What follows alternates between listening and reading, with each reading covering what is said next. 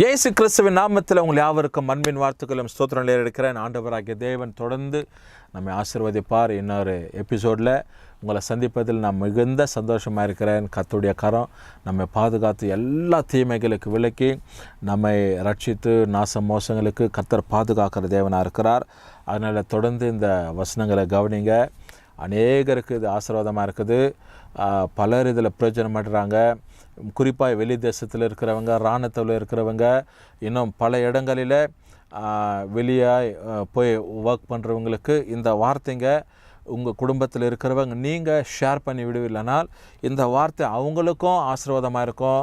காலையில் எழும்பி அவங்க வேலைக்கு போவதற்கு முன்பதாக இந்த வசனங்களை கேட்டு போகும்போது மன திருப்தியாக மன ஆசீர்வாதமாக இருக்கும். கர்த்தரே அவங்களிடத்தில் பேசுகிறது போல் இருப்பாங்க. ஏன்னா அநேகர் வெளியில் மருத்துவமனையிலையோ இல்லது கடை தெருவுகளிலேயோ இல்லை எங்கேயாவது பிரயாணிக்கப்படும்போது ரயில்வே ஸ்டேஷனோ அந்த மாதிரி இடத்துல பார்த்துட்டு சகோதரர்களும் சரி சகோதரிங்களும் சரி அவங்க சொல்கிறாங்க, ஐயா உங்கள் நிகழ்ச்சிகள்லாம் தொடர்ந்து நாங்கள் பார்க்குறோம். நேற்று ஒரு பாஸ்டர் அங்கிள் பேசியிருந்தாங்க, அவங்களது கூட எனக்கு ரொம்ப பிளெஸ்ஸிங் ஆச்சு. நேற்று நீங்கள் பேசுனீங்க, உங்கள் வார்த்தையை கேட்டேன், ரொம்ப பிளெஸ்ஸிங் ஆச்சு அப்படின்னு சொல்லி சொல்லப்படுகிற காரியம் அது அநேகரை தொடப்படுகிறது. இந்த வார்த்தைங்க அவங்களுக்குள்ள நிச்சயமாக ஒரு உற்சாகத்தை கொடுக்கறதுன்னு சொல்லி எங்களுடைய எண்ணங்கள் யோசனைகள். அதனால் தொடர்ந்து இந்த நிகழ்ச்சிகளை நீங்கள் இணைந்திருங்க. கர்த்தர் உங்களை ஆசீர்வதிப்பார். மற்றவங்களுக்கும் இந்த பகிர்ந்து அழிங்க. இந்த ஊழியங்களுக்காக ஜெபிங்க. தேவ சமூகத்தில் கீழ்கண்ட விலாசங்கள், அதுக்கு பிற்பாடு எண்கள் உண்டு. அவங்க பாஸ்டருங்க பேசும்போது அவங்க பேருக்கு கீழே அவங்களுடைய எண்கள் போடுவாங்க. அதுவும் இல்லாமல் நம்முடைய கிரேஸ் தொலைக்காட்சியுடைய எண்களும் உங்களுக்கு கடைசியில் ஒளிபரப்பப்படுகிறது. உங்களுக்கு நல்ல ஆலோசனை வேணும், ஜெபத்துக்கு ஒரு முக்கியமான ஒரு தகவல் ஏதாவது வேணும்னா நீங்கள் கீழ்கண்ட அந்த எண்களில் நீங்கள் தொடர்பு கொள்ளும்போது உங்களுக்காக 24 மணி நேரமும் ஜபிப்பதற்கு கிரேஸ் தொலைக்காட்சியில் ஆட்கள் உங்களுக்கு ஆயத்தமாக இருக்கிறாங்க, ஆலோசனை சொல்கிறதுக்கு ஆயத்தமாக இருக்கிறாங்க.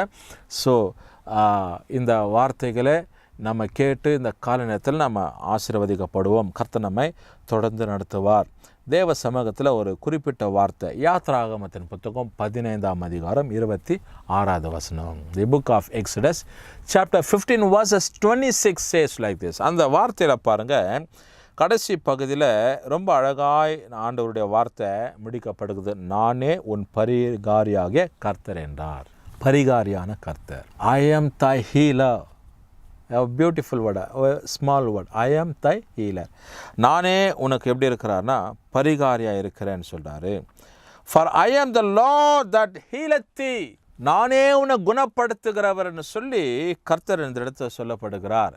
ஒருவேளை இந்த காலை நேரத்தில் வியாதியில், பலவீனத்தில், நெருக்கத்தில் நீங்கள் உங்கள் வாழ்க்கையை நடத்தி கொண்டு இருக்கலாம்.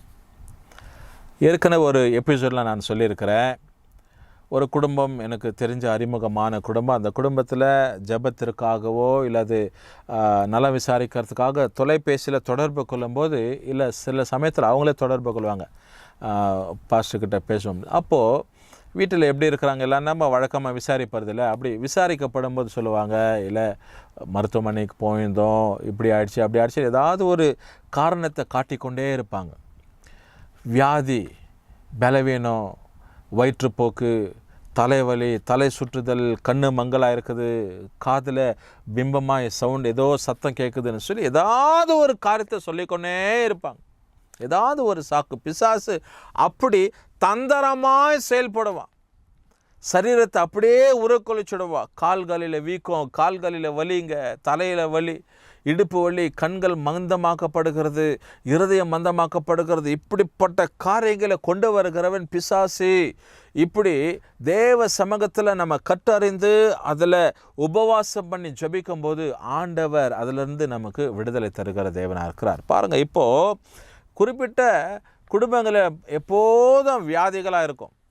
மரணத்தின் காரியங்கள், மரண ஓலங்கள், பயங்கள், தூக்கம் வராத சூழ்நிலை, தூங்கும்போது பயமான கனவுங்க, விபரீதமான கனவுங்க, ஏதோ பள்ளத்தில் போய் விழுகிறதும், பாம்பு துரத்தி கொண்டு வருகிறதும், பிசாசு பிடிக்கிறத போல, பெரிய பள்ளத்தை தாண்டி அதில் விழுகிறத போல அலறல்கள், இப்படிலாம் இன்றைக்கு ஆட்கள் சொல்லி அதில் ஜபித்து கொண்டு போவாங்க. பாருங்கள், எது எப்படியா இருக்கட்டும், ஆண்டவர் பாருங்க இங்கே தம்முடைய ஜனங்களை எல்லா விதத்தில் வழி நடத்தியிருக்கிறார்.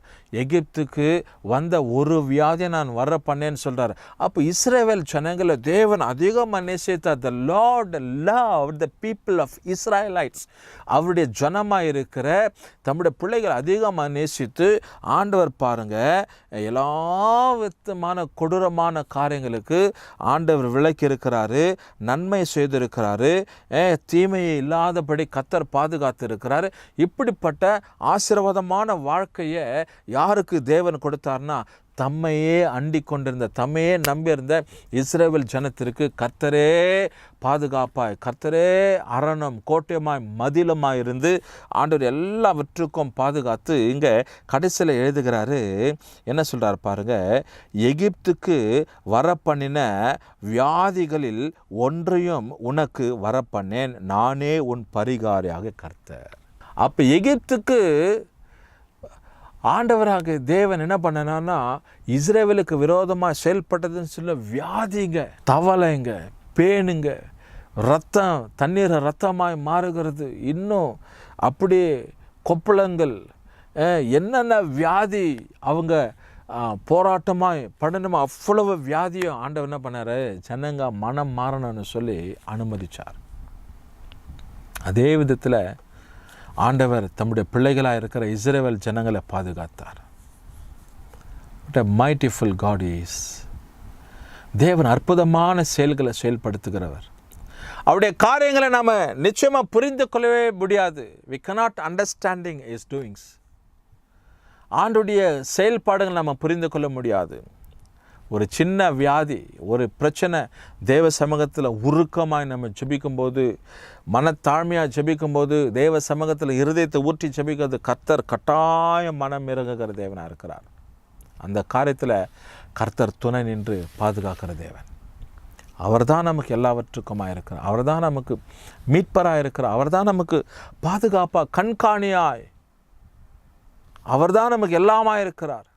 அதனால் தேவ சமூகத்தில் நாம் எந்த விதத்திலும் பாதிப்படையாதபடி இடரல் அடையாதபடி கர்த்தரே நம்மை பாதுகாத்து நடத்துக்கிறார். அதனால தான் வசனத்தில் சொல்லப்படுது, என்ன சொல்கிறாருனாக்கா, இங்கே சொல்கிறோம் பாருங்க, I will put name of this disease upon thee which I have brought upon the Egyptians, for I am the Lord that healeth thee. நானே உன் பரிகாரியாகிய கர்த்தர் என்றார். அதனால் தேவன் பரிகாரியாக நமக்கு இருக்கிறார். ஒரு வியாதியும் நமக்கு முன்பதாக வராது, ஒரு காரியமும் நமக்கு நேரிடாது. கர்த்தரே நம்ம நடத்துகிறவர் இருக்கிறார். ஜெபம் பண்ணுவோம், தேவ சமூகத்தில் ஒப்பு கொடுத்து. ஒருவேளை வியாதியில், பலவீனத்தில், மரண படுக்கையில் படுத்துக்கணும், மருத்துவமனையில் அனுமதிக்கப்பட்டிருக்கிற யாராக இருக்கட்டும், அந்த நிகழ்ச்சியை பார்த்து கொண்டு இருக்கிறவங்க, உங்களுக்காக நீங்கள் எந்த இடத்துல பலவீனமாக இருக்கிறீங்களோ, எந்த இடத்துல உங்களுக்கு நெருக்கமாக இருக்குதோ, போராட்டமாக இருக்குதோ, அந்த இடத்துல கை வச்சு ஜெபம். அப்படி இல்லை, நான் நல்லா இருக்கிறேன், உங்கள் இருதயத்தின் மேலே தலை மேலே கை வச்சு ஜெபம் பண்ணுங்கள். கர்த்தர் உங்களை ஆசீர்வாதம் நடத்துவார். நல்ல ஆண்டவரே, இந்த கால நேரத்துக்கு நன்றி. எகிப்துக்கு வந்த ஒரு வியாதியை நான் வர பண்ணேன்னு சொல்லி ஆண்டவரே இந்த வசனத்தில் நாங்கள் வாசித்தோம்ப்பா. ஆண்டவர் யாத்திராகமம் 15:26 அப்படி கர்த்தருடைய பிள்ளைகள் எல்லா விதமான தீமைகளுக்கு, நாசமோசங்களுக்கு, வியாதிகளுக்கு விலக்கி கர்த்தர் பாதுகாத்து கொள்ளுங்க. இயேசு கிறிஸ்துவின் நாமத்தில் ஜெபிக்கிறோம் நல்ல பிதாவே, ஆமென். கர்த்தர் நம்மை ஆசீர்வதிப்பார்.